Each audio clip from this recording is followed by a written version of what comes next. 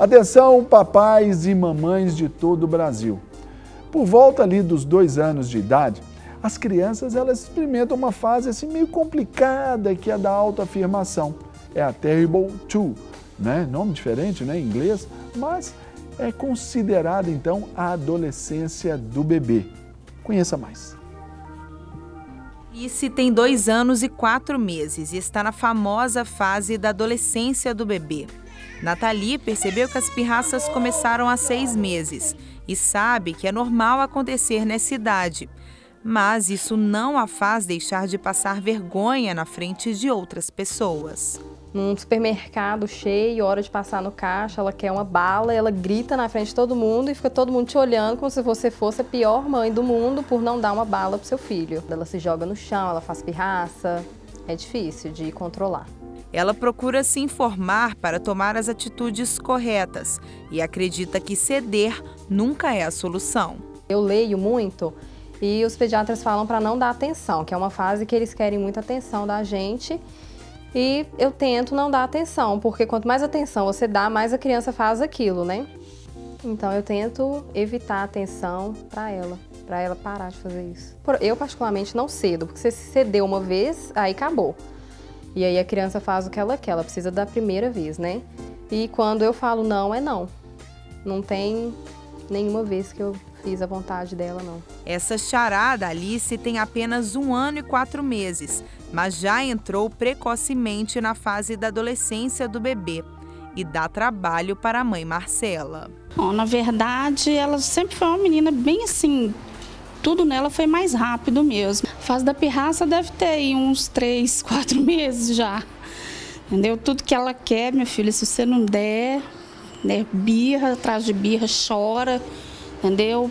Bate, tem um tal de bater, e ela pega as coisas no chão e bate em você. Mesmo assim, como Nathalie, Marcela não cede às vontades da filha. E a solução é sair de casa, onde Alice se comporta melhor. Não cedo, entendeu? Tudo que a gente sabe que não pode, chama atenção, dá um tapa na mão para ela diverter, né? Para ela poder saber que não pode mesmo fazer, não pode pegar aquilo. Fora de casa já é mais tranquila, ela não mexe, porque aqui em casa é muito pequeno, né? Então, geralmente, onde eu vou, igual, por exemplo, na casa da minha mãe, na casa da minha sogra, tem muito espaço, então acho que ela se preocupa mais com outras coisas. Tem mais crianças também para poder brincar na fase assim, perto da idade dela, então eu acho que ela distrai mais, né? Fica menos tempo para poder ficar vendo coisa que não pode mexer mesmo. Com o tempo, as 2 pequenas vão aprendendo. Enquanto isso, Nathalie e Marcela esperam que a fase passe logo. Eu acho que ela vai melhorar e tem melhorado já foi um pouquinho pior. Mas eu espero melhoria, rápido, que é tenso. Tem hora que ela entende, tem hora que ela faz de conta que não entende. Mas entender, ela entende. A gente percebe que tem hora que você chama atenção ela num minuto, então quando você chega perto dela, que ela vai fazer, se eu estiver perto, ela só olha assim, já volta e não faz mais. Mas é virar as costas, ela vai lá e faz de novo. Tá torcendo para essa fase aí passar? Nossa, e como? E aí a boa notícia é essa fase dá e passa, né? Então nós vamos então repercutir esse assunto, esta matéria aí brilhante, para levar conhecimento para você, papai, para você, mamãe, sobre esse momento delicado, sim, que os meninos passam. Aí nós vamos entender o que é, como lidar e estabelecer esses limites aí. E sabe quem que vai estar nos ajudando nisso aí? É a Bárbara Silva Tibúrcio, ela é psicóloga, especialista em psicologia infantil. Bárbara, seja bem-vinda, Deus te abençoe, tudo bem? Tudo jóia, graças a Deus. A gente fica feliz aqui nesse programa porque, assim, esse programa nos permite alguns encontros e reencontros, né? Quanto tempo nós não vimos a Bárbara? Eu a conheci exatamente quando eles fizeram o curso de noivos, há alguns anos atrás. Fazer 12 anos. Esses detalhes eu penso que eles são até dispensáveis, entendi, viu, Bárbara? A gente ali já cuidava deles há 12 anos atrás no curso de noivos, fizemos a entrevista ali de casamento, caminhamos um tempo, não é? Isso. Até mesmo no mesmo ministério. Isso. Aí nos separamos um pouco, encontramos pelas redes sociais, mas, porém, contudo, todavia, entretanto, hoje nós temos aqui o privilégio de tê-la aqui no nosso programa. Isso. Então, agora, Bárbara, terrible two é uma expressão em inglês que que nos dá essa ideia dos dois terríveis, não é? Alguma coisa assim. Explica pra gente terríveis 2 anos, dos é terríveis a fase 2 dos anos. terríveis 2 anos da criança, né? E é considerada a fase da adolescência do bebê. Existe pouca coisa em português, a maioria das coisas estão sendo traduzidas agora. E ela fala dessa fase em que o bebê ele se opõe a tudo o que o pai, a mãe, que os responsáveis tentam estabelecer para eles. Então é uma fase de muito choro, né, de muita briga. De muito querer. De muito querer, né? Eu falo que o bebê ele quer querer. Não sabe o que quer, mas que quer querer, mas ele quer querer, ele quer ter a vontade dele estabelecida diante, né, dos responsáveis. Então, é essa fase mesmo de oposição aos pais, de oposição às regras, de oposição àquilo que é colocado para ele, né, para ele fazer. Vai tomar o banho. Não quero. Eu quero comer macarrão, tá aqui o macarrão. Eu não quero mais macarrão. Vai tomar o banho, não quero. Não, você vai. Aí vai, ela coloca no banho. Agora é hora de sair. Não quero sair. Eu não quero sair. Eu não quero vestir a roupa. Às vezes vai uma sequência de não querer. Agora, nesse sentido opositor aí dessa criança, Bárbara, o que a gente poderia, assim, mais ou menos pensar sobre causas desta adolescência no bebê? Pois é, a causa da adolescência no bebê, na verdade, é o próprio desenvolvimento do bebê.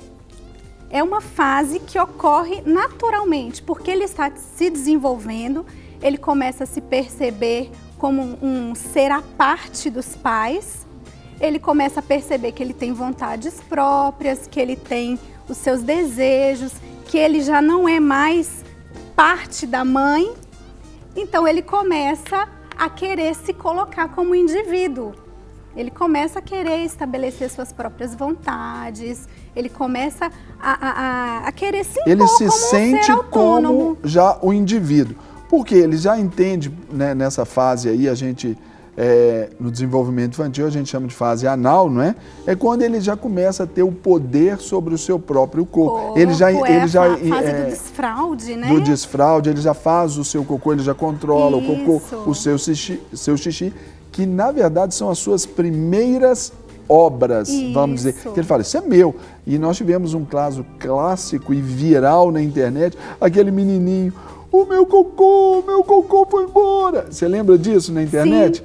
Ou seja, é aquele apego. Então, assim, ele é uma mudança também forte para a criança, porque ela está sendo ali, vamos dizer, castrada, separada da mamãe, não é? E ali passa a viver o mundo de limites. É isso mesmo. E biblicamente, Bárbara, se a gente pensar aqui, quando a Bíblia lá nos diz assim, a estultícia, lá em Provérbios, a estultícia está ligada ao coração da criança. A gente já vê isso, é nessa fase, né? Sim. E aí fala da vara, da disciplina. E isso é importante também os pais entenderem, observarem a individualidade da sua criança, até para esse tipo de abordagem, na colocação dos limites. Tem que haver isso também, não tem? Claro, tem que haver sim. E na verdade, nessa hora os limites são muito importantes. Por quê? Porque a criança, apesar dela querer estabelecer as suas próprias vontades, ela se sente confusa diante dessas vontades. Muitas vezes ela quer, mas ela não sabe o que ela quer. Então, é importante sim estabelecer os limites, colocar ali o não, determinar para a criança. E eu falo uma coisa... O não passa a ter sentido para ela muito forte e até já gerando nela essa... Uma palavra forte, mas essa resiliência já vai começando a superar. Né? Isso é importante no processo de desenvolvimento dela, até social, não é isso? Sim, claro. É sim. E é muito importante a gente entender que a criança, muitas vezes, ela não está pronta para ter as suas próprias vontades. Como eu citei para você, eu tenho um filhinho de 2 anos, ele não queria... Luca. Ô, Luca, beijo para você em nome da sua princesinha. Beijo, Lara. Beijo, Lara e Rodrigo também, que ó, beijo para vocês. Obrigada. Deus abençoe. e ele não queria sentar na cadeirinha, né, do carro. Então, isso não é algo que dá para negociar, Sim. por causa da própria segurança. Então, essas coisas a gente tem que observar também. É claro que existem momentos que eu acho que a gente pode negociar com a criança, né? Para evitar uma crise, para evitar um choro, Isso a gente você pode diz, negociar. por exemplo, a gente poderia citar uma questão assim, desse negociar aí que você está falando, por exemplo, a criança num shopping center, lotado de gente, num lugar público, ela começa então ali a fazer essa famosa pirraça. Então ali nesse primeiro momento você flexibiliza, mas depois você corrige, Sim. você disciplina, né? Tudo dentro do contexto. É por aí, Bárbara? Eu acho que sim. É importante a gente observar assim, o momento que a gente está vivendo e assim, é um momento muito difícil para os pais também. Quando a criança vivencia uma situação assim, né, é muito difícil. A criança está numa situação difícil. É um momento de tensão os pais absoluto. Se vem numa situação difícil também, né? O que eu vou fazer com essa criança? O que está acontecendo? Então é muito difícil para os pais também. Mas eu acho que observando a situação, tentando primeiro se acalmar, eu acho que a calma dos pais influencia muito no apaziguamento dessa situação para a criança. Então, porque se os pais perdem o controle, aí a coisa desanda de vez. Ô, Bárbara, me perdoe, mas essa eu tenho que... Inconfidências de tudo um pouco, querida Isa. Bárbara, uma vez passando assim num shopping assim, e um menino começou a fazer uma pirraça, e o pai, na minha opinião, modesta e humilde opinião, esse pai vai, pega aquela criança assim, ô filhinho, para com isso, aquela condição assim, bem solta, assim, como se tá tudo certo, né? Vai, pega, na minha modesta e humilde opinião, bem omisso, vamos dizer banana aqui, né? Aí colocou lá no colo, aí o menino, não, e começou a bater no rosto do pai. Eu estava vendo toda a cena e eu estava indo ao encontro assim dessa situação, porque era o meu caminho. Bárbara, eu confesso, gente, aqui, ó, confissão. Eu fiz assim pro menino. Aí o pai, e aí, tá vendo? Você é tão bonzinho. O menino me viu e eu vi. Você fez uma careta pra ele. Isso acontece, né, Bárbara? Ô, Jesus. Você falou disso, eu lembrei. É uma situação muito difícil, né, Serginho? Eu acho que a gente vê, e para quem está vivenciando, então... É pior, é a pior coisa. É muito pior.